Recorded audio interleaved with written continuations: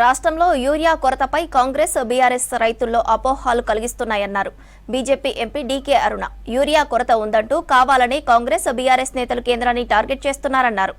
ఎరువుల కొరత అంటూ కాంగ్రెస్ బీఆర్ఎస్ చేస్తున్న అసత్య ప్రచారాన్ని తీవ్రంగా ఖండిస్తున్నామన్నారు అరుణ. తెలంగాణలో యూరియా కొరత ఉందంటే కాంగ్రెస్ ప్రభుత్వ నిర్లక్ష్యం, అసమర్థ పాలన వల్లే ఏర్పడిందన్నారు డీకే అరుణ.